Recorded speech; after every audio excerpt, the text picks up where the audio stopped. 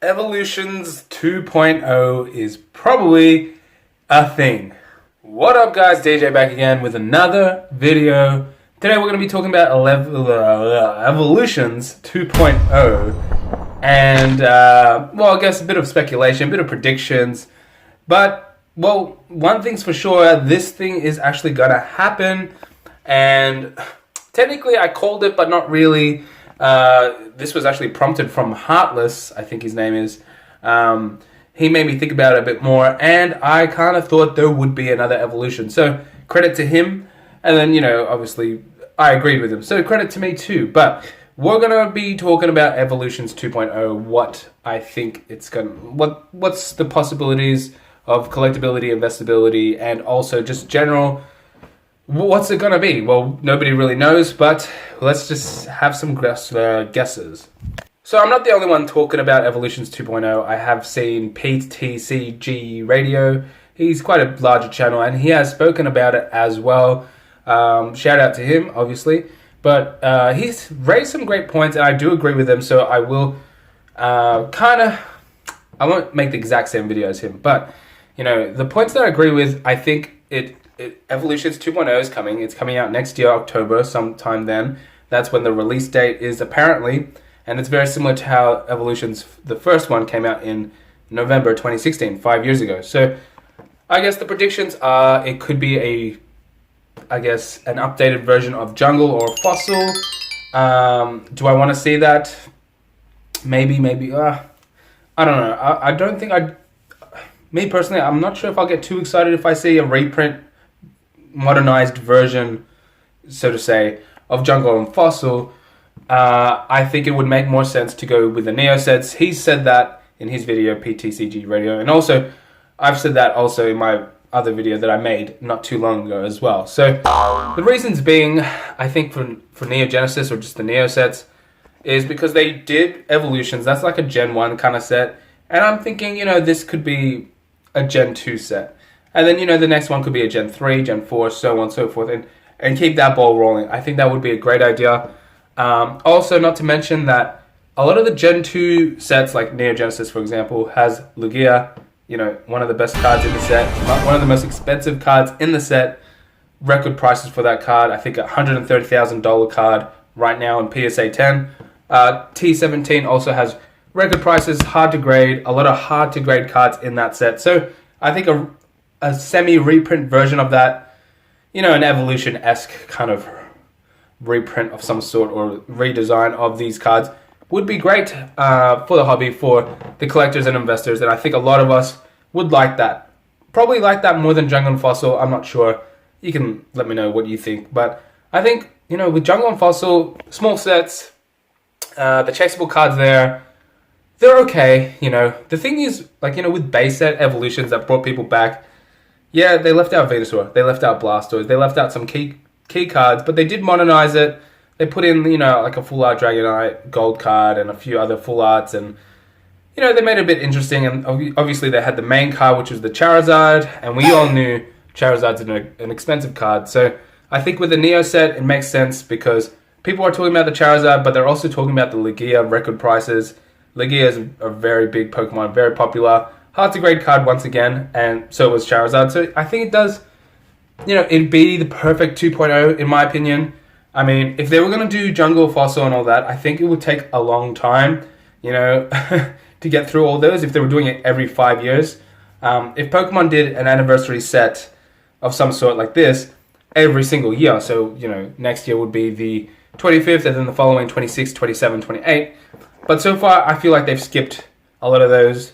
Maybe that's why they do those holiday sets like, you know, Hidden Fates and Shining Legends and Dragon Majesty, but not officially an anniversary set, you know, kind of like Generations or Evolutions. So if they were to do something like that, sure, I feel that they'd have the time to do every single set, Jungle, Fossil, Team Rocket, gym sets. But since they're doing it every 5 years or so, I think that, you know, it'd be just fitting to go Gen 1, which was Evolutions Part 1, and then go to Gen 2 as, you know, the Evolutions Part 2 kind of thing. And then if they, in another 5 years' time, if they were going to go Part 3, then they'd go Gen 3, and so on and so forth. Now I have seen some sort of leaks with I think Gen 4 Pokemon that they might be thinking about doing that. I've seen I think a starter Pokemon. I can't really remember. A picture should be on the screen with a 25th anniversary logo with a Pikachu head and the 2-5. Don't know how legit that is. I have heard rumors about it. There has been some YouTubers talking about it as well, but I honestly don't really want to see that. And I think it's too early to do that too. You know, the kids that grew up with I think Gen 4, I think they're still growing up. I think they're, you know, not to, you know, be biased or anything like, but they're not at that age level where they're kind of earning income, or maybe they are. I can't really remember. Gen 4 came out in the late 2000s. So I think they would be maybe 15 years old. So they're probably in their teens at the oldest. So, you know, I think Gen 2 would make more sense. A lot of us are earning income to, you know, suit Pokemon needs. Not to say that this is only for income earners or anything like that, but I think if Pokemon really wanted to maximize their sales for an Evolutions type set, if they were doing Gen 4, they would wait for the Gen 4 people, the Gen 4 followers, whoever were born in those years, to be a bit older and be like, wow, that is a huge nostalgia hit. Because this set is, you know, Evolutions generally plays on nostalgia more than anything else. It's collectible because of that. It's not really a playable set, you know. I think it's definitely a more collector set, definitely more of a nostalgia kind of hitness, and that's why a lot of people were opening it up. A lot of people went back into the hobby because of that whole memory lane kind of thing. And if they wanted to do that for Evolutions 2.0, I think it makes more sense to go Gen 2, and then, you know, as I was saying, you know, so on and so forth, Gen 3, Gen 4, and as the years go by, the fans that were following at that time or who were collecting during Gen 3 would be happy to see their old set, you know, the very first set, be remade or, you know, I wouldn't say really reprinted, but modernized to an extent, you know, similar artwork and a few extra cards, you know, take some out, put some in, whatever it is. But that is my thoughts on the case. Now, a few years ago, Evolutions, you know, we saw what Evolutions did. It took a long time to grow in value simply because of supply, and, you know, it was very popular. It did well for sales, for Pokemon especially. But if you were an investor, you know, if you bought a box then, it didn't really grow in price until this year during the Pokemon boom. What can I say to that? I guess I always think, you know, this is not designed, Pokemon's not really designed to invest, or, you know, it's mainly built for collectors. And this set is really built a lot for collectors especially. But I think Pokemon has learned a little bit since then as well. So I think things will change. I think the print run won't be as big as the first Evolutions, you know. I think they're going to adapt a few things. You know, I think they want people to get, you know, make it available and make people get it. But we've seen it a few times with Vivid Voltage, Shepherd's Path, all the later sets. You know, they've changed things from 2016 to now. So expect to see that, you know, for this set. I think it is going to be investable. Evolutions Part 1 ended up being investable. It just took a while. And I know there were a few people questioning it and all that. Is it in a bubble? And yes, it has gone down in price, but even if you paid, you know, retail price from the beginning, you're still laughing, you know. The booster boxes for Evolutions Part 1 went up to about $800 max, all right, in Australia. And now they're down to about $500 to $600 Australian.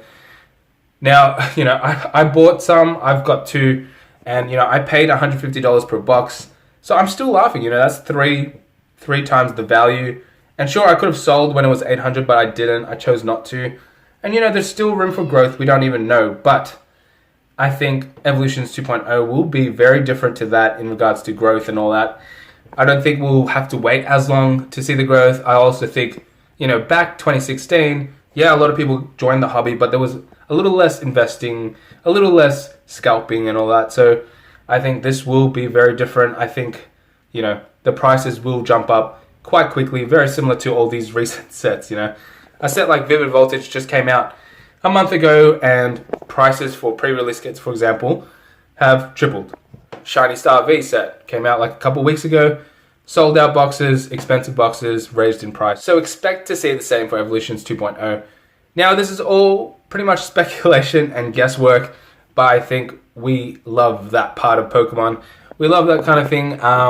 And we're not always wrong. Like I said, we kind of called that, Evolutions will be coming out again. And it was kind of official when I think someone tweeted out, or, there'll be a picture on the screen where there was a message saying Evolutions 2 is coming. So it's kind of official now, really. They've even set some dates, I believe, late October next year.